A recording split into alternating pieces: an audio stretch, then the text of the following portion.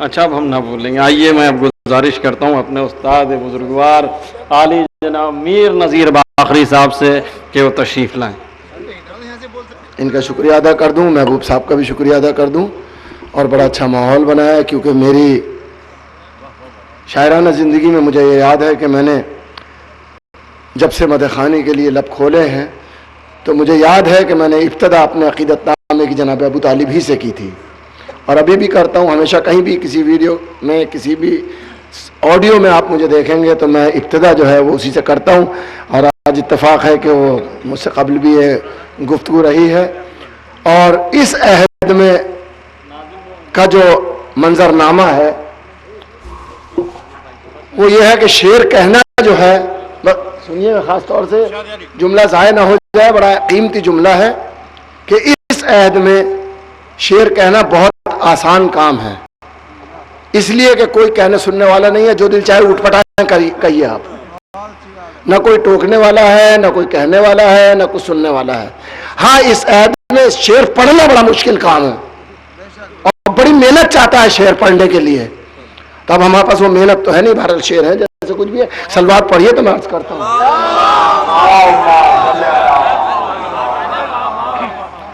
بارگاہ ابو طالب ہی سے عقیدت نامہ کا آغاز کرتا ہوں. جتنی گفتگو ہوئی ہے اس کے عنوان کے طور پہ 4 مصرے آپ کی نظر کرتا ہوں, ملاحظہ فرمائیے گا. عرض کرتا ہوں کہ جس کو بھی محسن اسلام کا عرفان نہیں. ایک بات اور بتا دوں, سب آتے ہیں بھائی کہ ہاتھ اٹھا کے داد دیجئے یا زور سے داد دیجئے یا بول کے داد دیجئے. وہ کہتے تو صحیح ہیں, لیکن ہاتھ اٹھانے کا جو پس منظر ہے وہ کیا ہے, جہاں تک میری عقل نے محسوس کیا ہے وہ میں عرض کر دوں. اس بات کی رد نہیں کر رہا ہوں بلکہ اس بات کو مستند کر رہا ہوں, کیا کرنا چاہتا ہوں. ہاتھ جو اٹھایا جاتا ہے خاص طور سے جو پڑھے لکھے ہیں, جو بزرگ پڑھ چکے ہیں یا جو بچے پڑھنے جا رہے ہیں, ان کو لاجیکلی میں سمجھا سکتا ہوں. ہاتھ اٹھانے کا مطلب یہ ہوتا ہے کہ حاضر جناب. تو اس محفل میں ہاتھ اس لیے اٹھائے جاتے ہیں کہ تاکہ آپ کہیں بھی ہو یہی موجود ہو, تاکہ پتہ چلے کہ آپ کی توجہ پوری ہے. آپ کی اٹینڈنس کی وجہ سے وہ کہتے ہیں بھائی کہ لوگ ہاتھ اٹھا کے داد دیجئے, جیسا کچھ بھی. بہرحال جس طرح داد دیجئے گا میں شعر نظر کرتا ہوں. جس کو بھی محسن اسلام کا عرفان نہیں وہ مسلمان ہے مگر صاحب ایمان نہیں. جس کو بھی محسن اسلام کا عرفان نہیں وہ مسلمان ہے مگر صاحب ایمان نہیں. دیکھیے بولیے تو سب بولیے نہ, خاموش رہیے سب, کوئی شکایت نہیں کسی سے. وجہ یہ ہے کہ شعر پہ آدمی وہی بولے گا جو سن رہا ہے, جو سمجھ رہا ہے وہ داد دے گا, جو نہیں سمجھ رہا ہے وہ خاموش رہے, وہ صلوات پڑھ لے.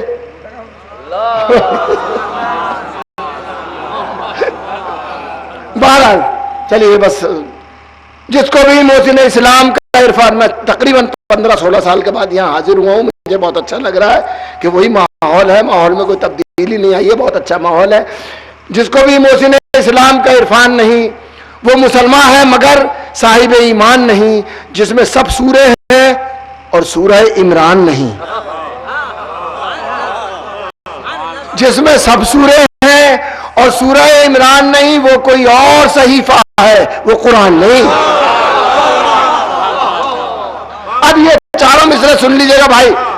اگر آپ سمجھ رہے ہیں کہ آپ منزل وجوب میں ہے تو آپ سب بول پڑیے گا, اگر اسے واجب سمجھے بولنا تو بولیے گا, نہ تو آپ جانیے. عرض کرتا ہوں جس میں سب سورے ہیں اور سورہ عمران نہیں وہ کوئی اور صحیفہ ہے, وہ قرآن نہیں. داغ نطفوں کے لیے بیٹھے ہیں جو اہل عرب, داغ نطفوں کے لیے بیٹھے ہیں جو اہل عرب, اتنے کمظرف ہیں اب تک بھی پشیمان نہیں.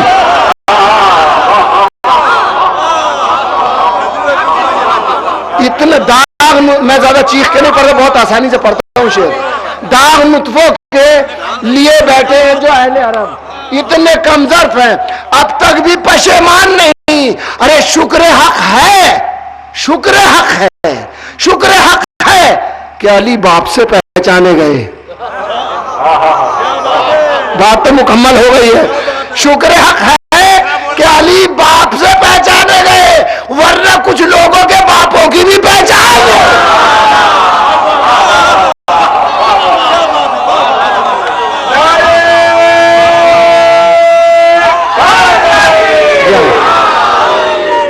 ماشاءاللہ جزاک اللہ.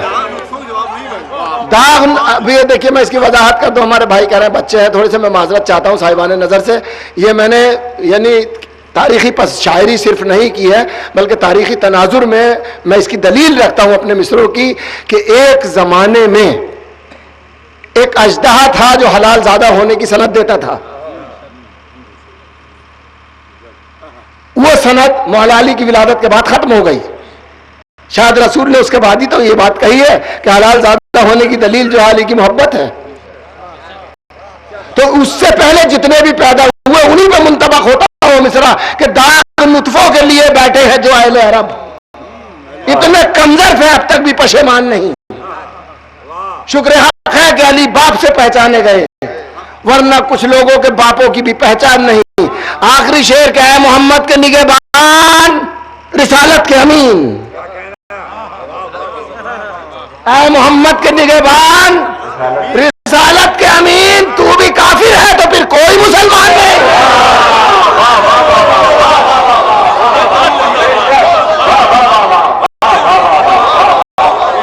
اے محمد کے نگہبان رسالت کے امین, تو بھی کافر ہے تو پھر کوئی مسلمان نہیں.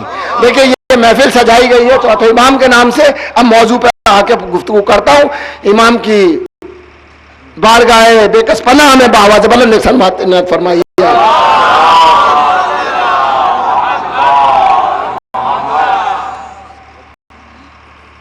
ربائی ایک پیش کرتا ہوں کہ پیغام شہ کرب و بلا ہے سجاد, پیغام شہ کرب و بلا ہے سجاد, بیمار دماغوں کی دوا ہے سجاد.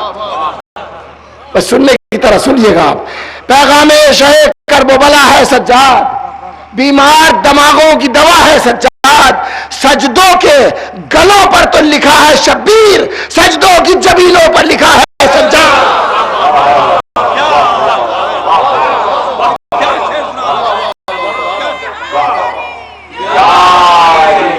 سجدوں کے گلوں پر تو لکھا ہے شبیر, سجدوں کی جبینوں پر لکھا ہے سجاد.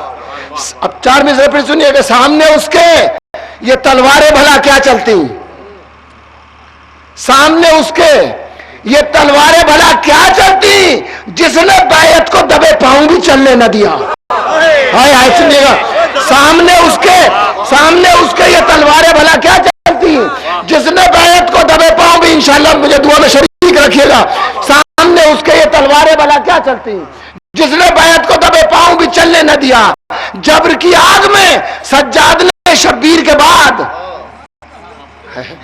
جبر کی آگ میں سجاد نے شبیر کے بعد گھر تو جلنے دیا, اسلام کو جلنے نہ دیا.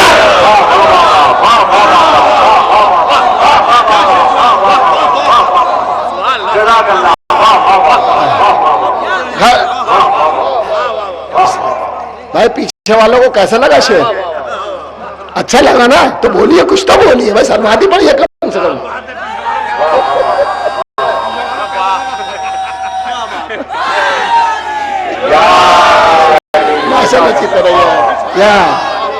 جبر کی آگ میں سجاد نے شبیر کے بعد گھر تو جلنے دیا, اسلام کو جلنے نہ دیا. جبر کی آگ میں کتنے بیماروں کو بخشی ہے شفا سجاد نے, کتنے بیماروں کو, مصرع سنیے گا آپ, کتنے بیماروں کو بخشی ہے شفا سجاد نے, اپنی بیماری بنا دی ہے دوا سجاد نے. ارے کس طرح سن لیا آپ نے, مطلب اتنا بڑا مطلب اتنی آسانی سے سن لیا. کتنے بیماروں کو بخشی ہے شفا سجاد نے, اپنی بیماری بنا دی ہے دوا سجاد نے. اب یہ بہت بڑا شعر, بڑی عزت دی ہے اس شعر نے پوری دنیا میں. کربلا, ایک صلوات پڑھیے آپ.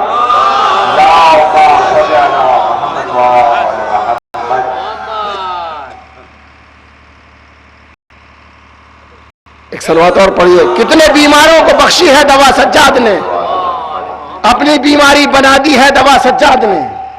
کتنے بیماروں کو بخشی ہے دوا سجاد نے, اپنی بیماری بنا دی ہے دوا سجاد نے. قید کا زیور پہن کر ہر در و دیوار پر, قید کا زیور پہن کر ہر در و دیوار پر ہتھکڑی کی نوک سے کلمہ لکھا سجاد نے، قید کا زیور پہن کر ہر در و دیوار پر ہتھکڑی کی نوک سے کلمہ لکھا سجاد نے، قید کا زیور پہن کر ہر در و دیوار پر ہتھکڑی کی نوک سے کلمہ لکھا سجاد نے۔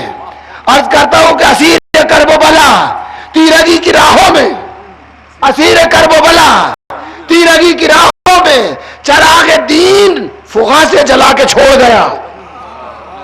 اسیر کرب و بلا تیرگی کی راہوں میں چراغ دین فغاں سے جلا کے چھوڑ گیا۔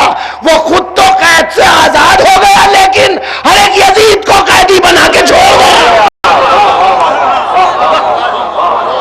وہ خود تو قید سے آزاد ہو گیا لیکن ہر ایک یزید کو قیدی بنا کے چھوڑ گیا، ہر ایک یزید کو قیدی بنا کے چھوڑ گیا۔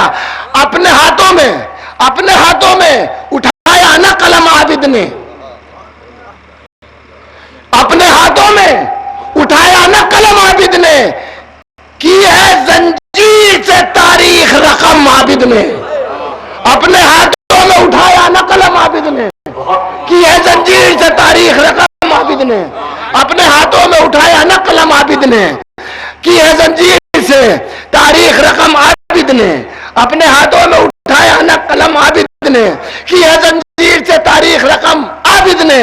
مل گیا حق سے انہیں سید سجاد لقب، سنیے گا شعر، مل گیا حق سے انہیں سید سجاد رقم، اتنے سجدے کیے عابد کی قسم عابد نے۔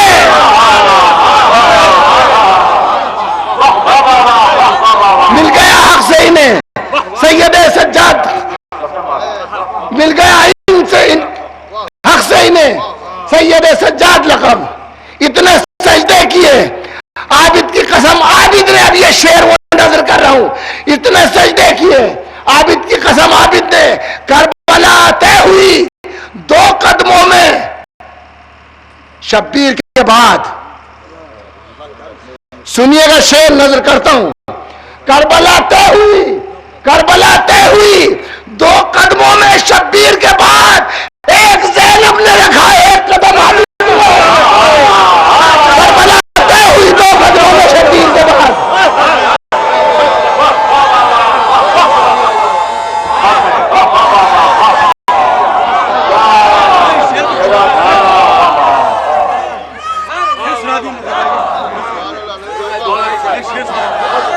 ماشاءاللہ جیتے رہے ہیں آپ لوگ،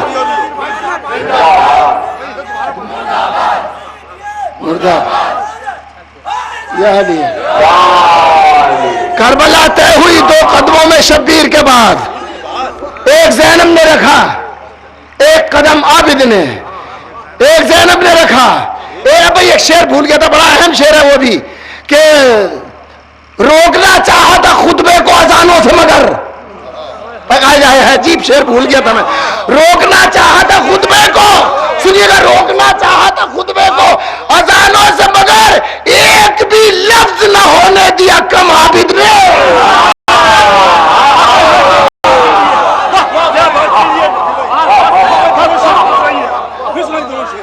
روکنا چاہا تھا خطبے کو اذانوں سے مگر ایک بھی لفظ نہ ہونے دیا کم عابد نے، روکنا چاہا تھا خطبے کو اذانوں سے مگر ایک بھی لفظ نہ ہونے دیا کم عابد نے۔ رستوں کے چہروں پر تھکن ہے اور سکون رہگیر کے ساتھ، رستوں کے چہروں پر تھکن ہے اور سکون رہگیر کے ساتھ، چھالے تک مایوس نہیں ہے پیروں کی زنجیر کے ساتھ۔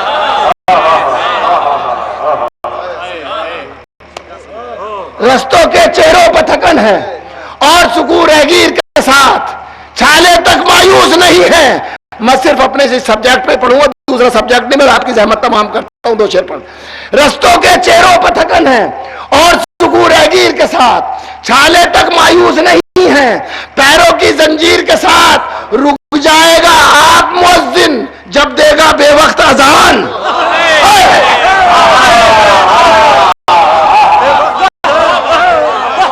رک جائے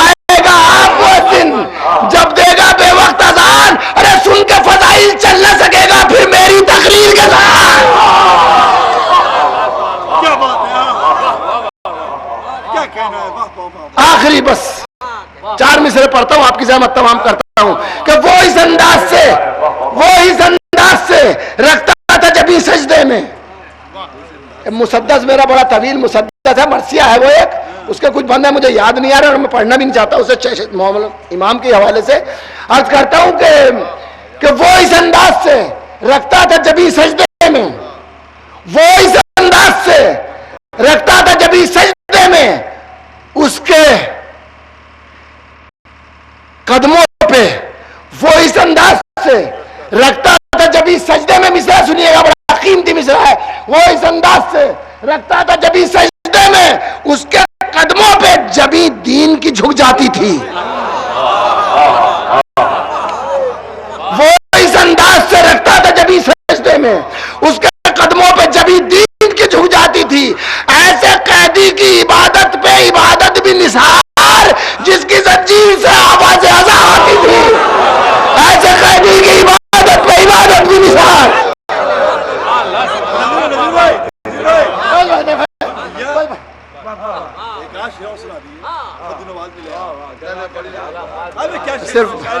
میں صرف جو موضوع تھا میں چاہتا تھا اسی موضوع پہ پڑھوں، موضوع ہٹ کے کچھ اور شعر پڑھ دیتا ہوں. ایک صلوات عنایت فرمائیے آپ.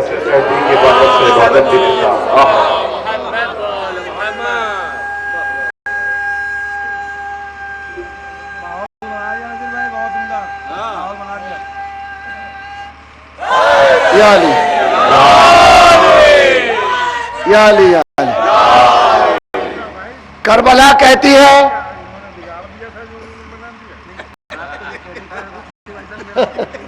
چلیے سلوات پڑھیے، سلوات پڑھ لیجیے. کربلا کہتی ہے، گلیز بھائی یہ مطلب سنیے گا، کربلا کہتی ہے 2 راہوں پہ چلنا چھوڑ دو.